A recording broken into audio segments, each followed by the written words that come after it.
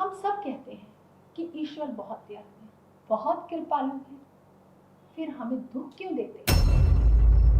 क्या दुखों का कारण भगवान जी हैं या हमारे किए हुए कर्मांश हैं? इंसान जितने भी कर्म करता है उसका फल उसे इस पृथ्वी में भोगना ही पड़ता है। तो ऐसे नहीं होता। ये साइंस है, बहुत बड़ी साइंस है। ये ऐसी साइंस है जितने ब्रह्मांड में ग्रह नक्षत्र हैं। कर्मों का लेखा जोखा होता है। जो इंसान कहते जैसे कर्म करेगा वैसे फल देगा भगवान। नमस्कार जी, मैं Shifali secret of your life programme में आपका तहे दिल से स्वागत करती हूँ। मैं फिर से आपके सामने हाजिर है। हम सब कहते हैं कि ईश्वर बहुत दयालु है, बहुत कृपालु है, फिर हमें दुख क्यों देते हैं? क्या दुखों का कारण भगवान जी हैं या हमारे किए हुए कर्मांश हैं? तो बहुत सारी जानकारी लेंगे हम प्रोफेसर गुरदीप बड़ा साहब से। तो पहले स्वागत कर लेते हैं प्रोफेसर। ओम नमः शिवाय। नमस्कार। ओम नमः शिवाय शिवाली जी। ओम नमः शिवाय गुरु जी। प्रोफेसर, क्या हमारा किया गया पूजा पाठ ही क्या हमारे दुख का कारण बनता है? ईश्वर तो बहुत कृपालु है, बहुत दयालु है, फिर भी हमें दुख देते हैं, ऐसा क्यों? बहुत अच्छा प्रश्न शिवाली जी आज आपने बात की कि हम जितना पाठ पूजा करते हैं हम दुखी होते हैं। क्या दुख हमें भगवान ही देते हैं कि जिसका हम नाम लेते हैं? ऐसा नहीं है भाई।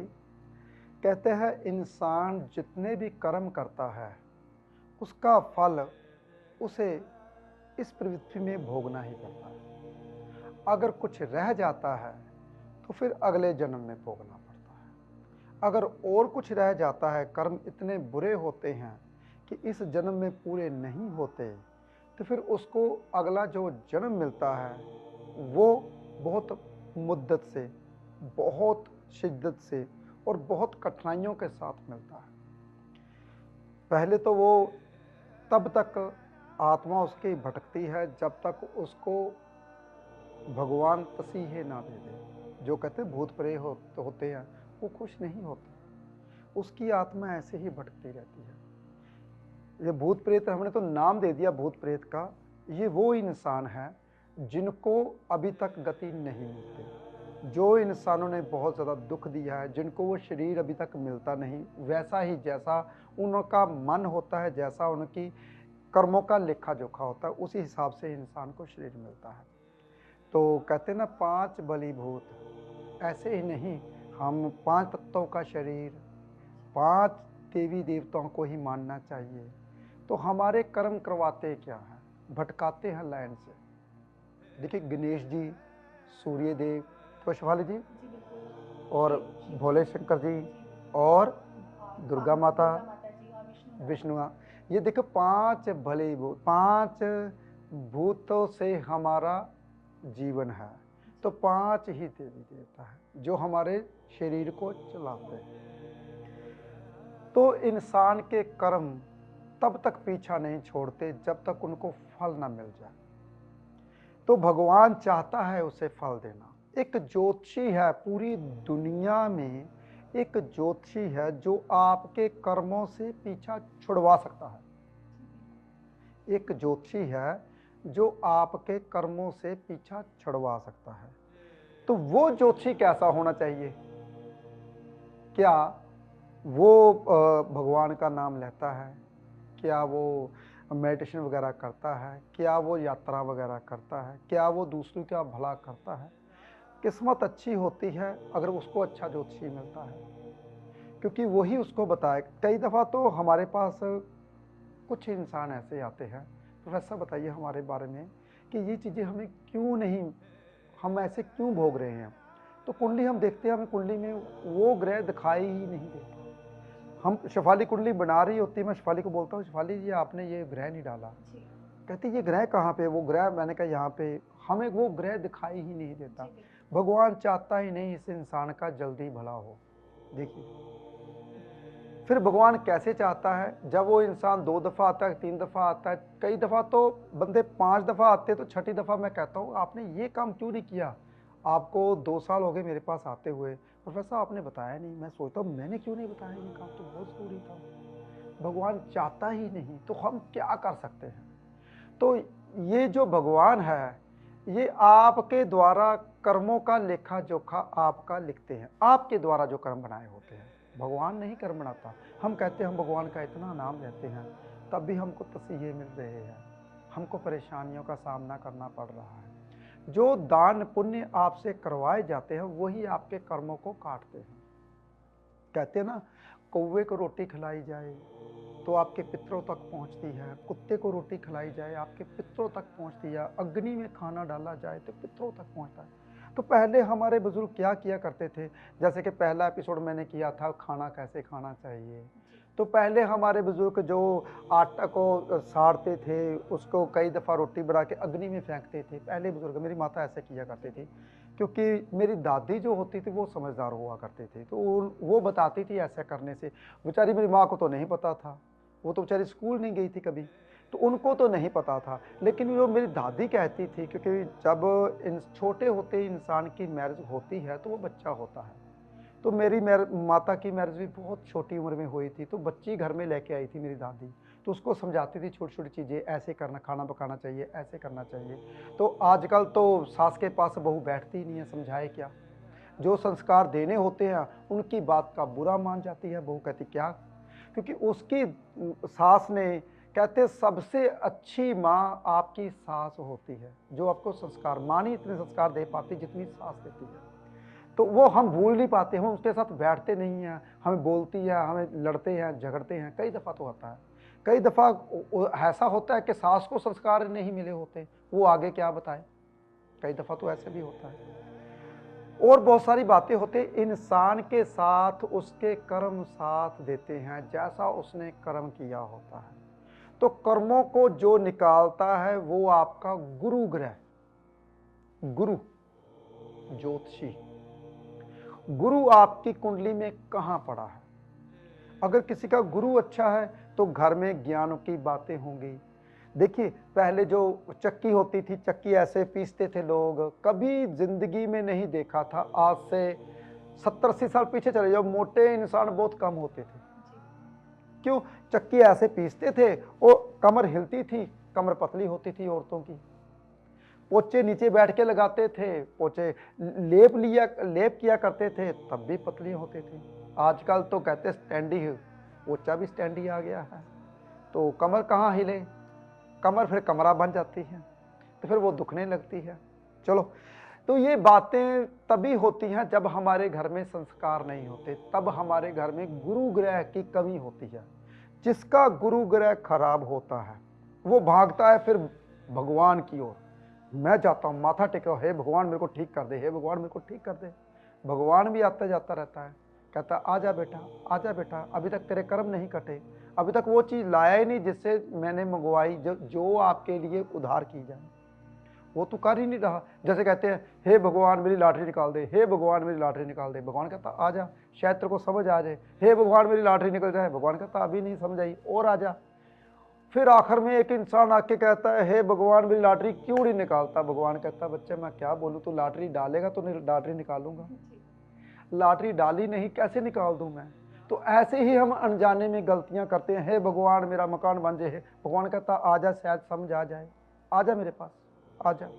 तो वो समझ हमें कौन दिलाता है? एक गुरु, जो कहता है कि आपने यही दान पुण्य करना है, वो दान पुण्य चीज नहीं करनी।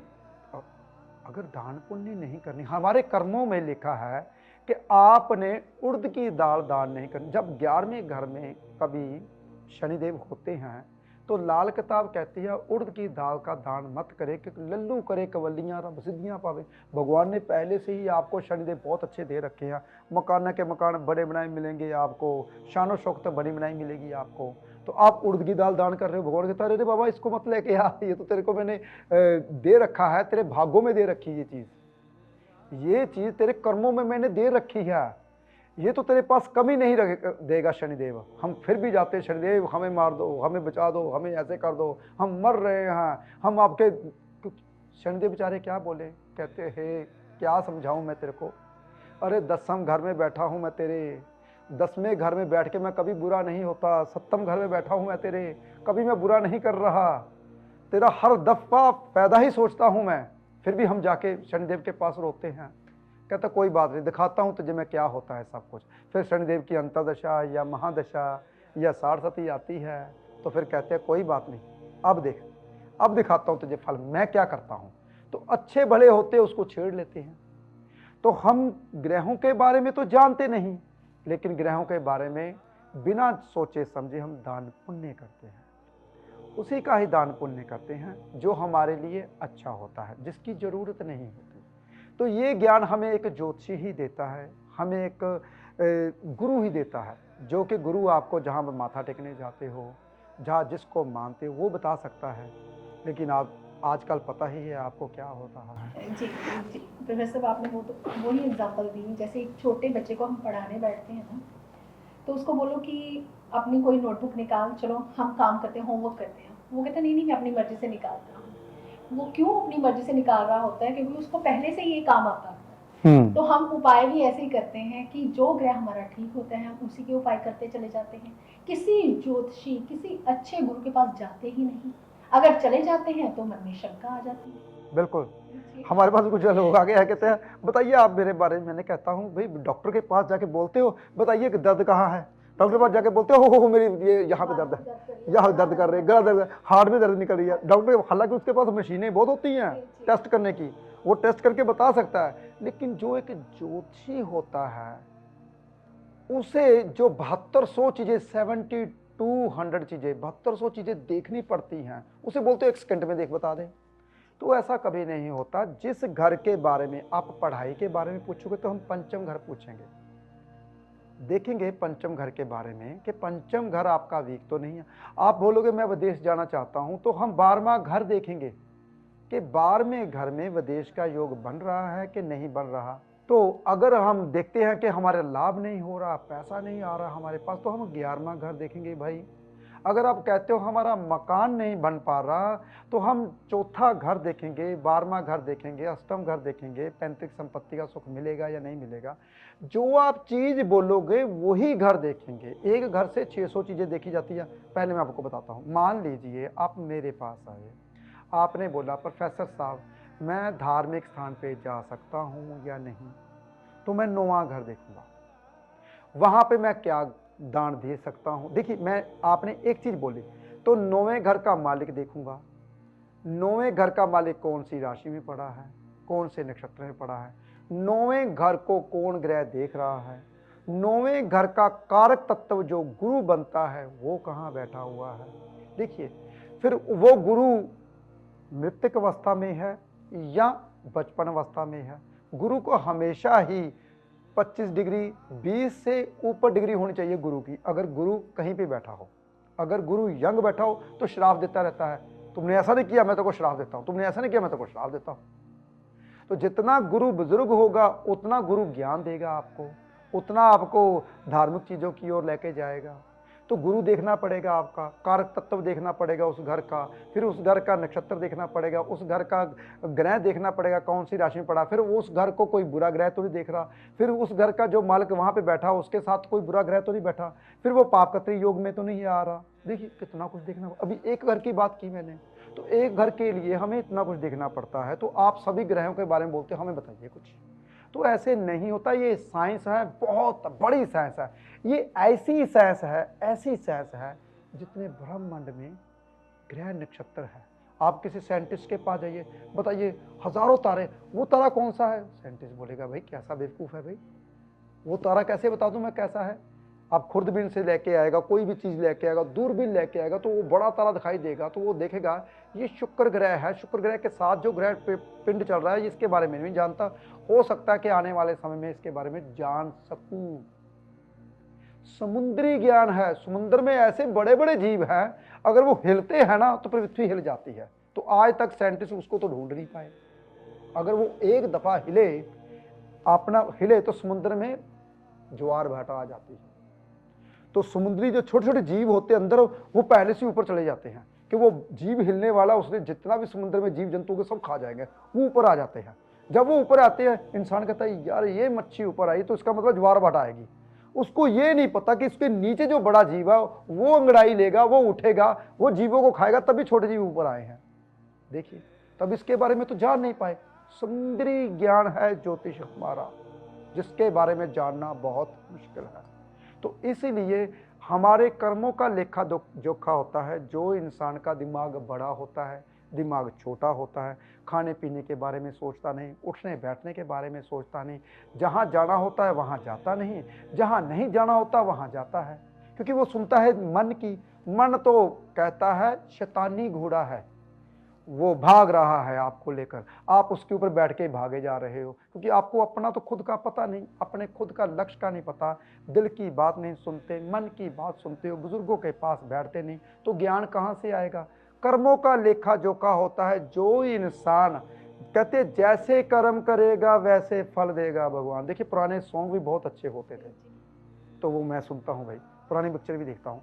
तो कहते हैं जैसा इंसान कर्म करता है वैसा फल मिलता है। तो इंसान के कर्म उसके साथ चलते हैं, तभी वो दुख भोगते हैं।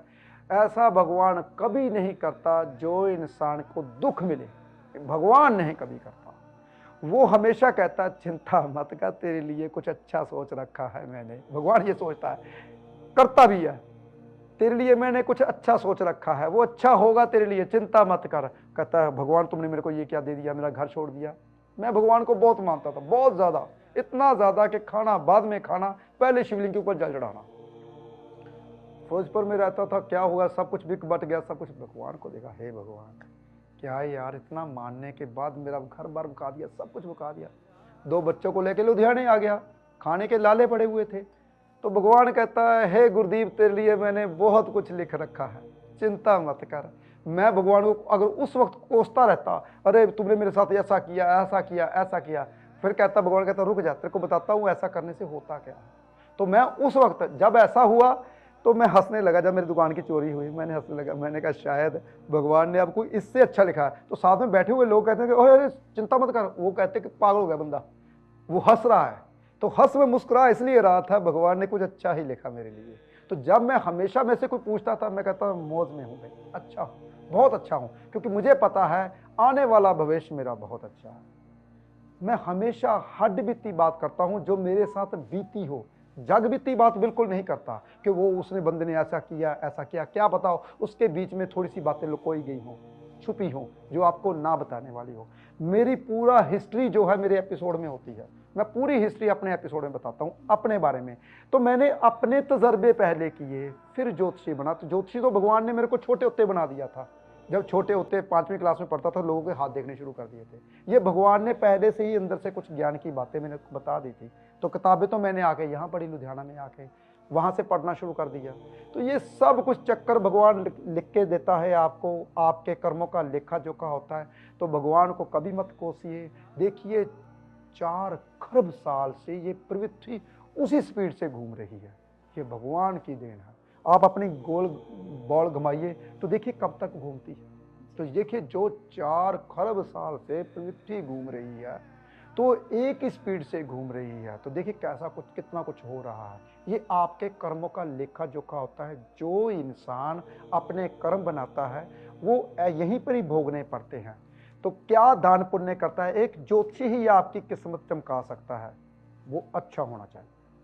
प्रोफेसर, हमारे ग्रंथ कहते हैं नानक भक्ता सदा विगास, सुनिए दुख आपका नाश। यानी कि दुखों का नाश तभी होगा जब हम आपकी वाणी सुनेंगे। मुझे तो ऐसे ही लगता है कि भी आज आपने बहुत सारा ज्ञान दिया हमें कि कर्मास हमारे कभी पीछा नहीं छोड़ते। कहते हैं कि कर्म की गठरी बांध कर जग में फिरे इंसान, जैसा करेगा वैसा भरेगा, दुखी हुआ उदास।